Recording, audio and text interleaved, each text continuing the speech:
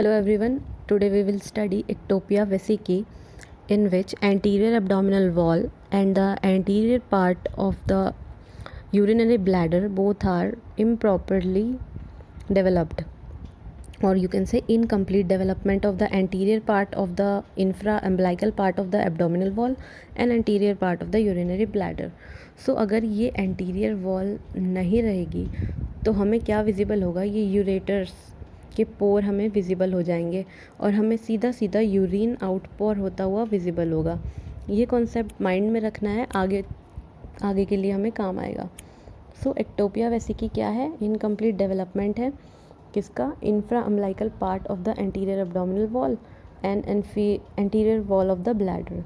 ये embryological origin का है। ये स्पाइना बाइफिडा और अदर कंजेनाइटल एनोमलीज के साथ यूजुअली एसोसिएटेड रहता है। मोर कॉमन है मेल्स में देन इन फीमेल्स। 4:1 का रेशियो है। और हमें यहाँ पर जो posterior mucous membrane, posterior bladder की जो रेड म्यूकस मेम्ब्रेन है वो प्रोट्यूड आउट होती हुई दिखती है और ये यूरेटरिक ओरिफिस से यूरिन इफ्लक्स भी दिखता है। अम्बिलिकस एब्सेंट रहता है और प्यूबिक बोन्स का सेपरेशन दिखता है, और अगर किसी बोन का सेपरेशन है तो कोई अनोमली तो होनी ही है।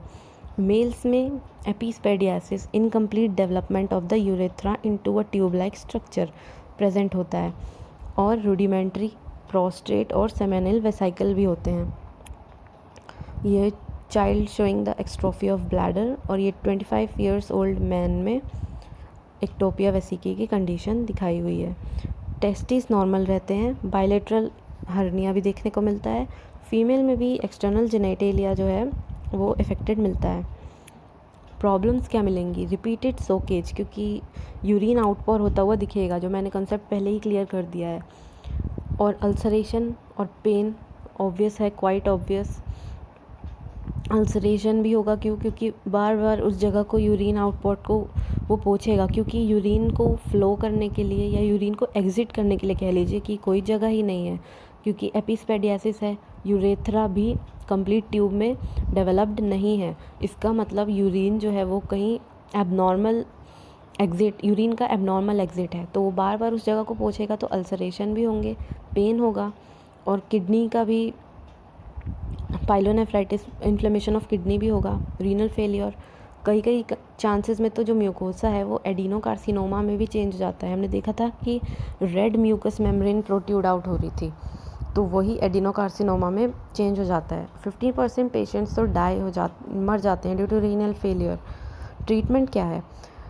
ऐसा है कि इसमें ट्रीटमेंट का मेन पर्पस ये है कि यूरिन को आउटफ्लो नहीं मिल पा रहा है, तो यूरिन को रेक्टम के थ्रू या फिर कहीं कोलॉन में या कहीं सिग्मॉइड कोलॉन में ही हम जो यूरेटर्स हैं उसको हम डाइवर्ट कर दें, ताकि यूरिन को अपना एक पाथ मिल जाए बॉडी से एग्जिट करने के लिए।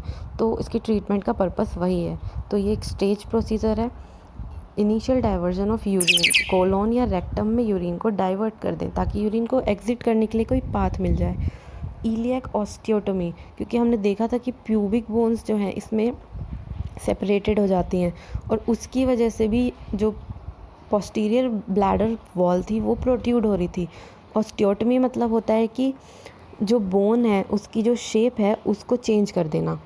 ये बहुत सारी अदर कंडीशंस में भी की जाती है, जैसे कि कंजेनाइटल हिप डिसलोकेशन में एसिटैबुलम में करते हैं। इसमें इलियम का एक सेक्शन कट कर देते हैं और उसे एसिटैबुलम में ऐसे फिट करते हैं कि जो कंजेनाइटल डिजीज़ है वो अपने आप ठीक हो जाती है। तो ऑस्टियोटोमी मतलब बोन की, आप इतना समझिए कि बस बोन्स को रीशेप करना इस ऑस्टियोटोमी, और उस रीशेपिंग से और एब्डोमिनल वॉल को क्लोज करने से जो protrude out abdominal urinary bladder था वो अपने प्लेस पे वापस चला जाता है। और एपिस्पेडियासिस को भी ठीक करना पड़ेगा।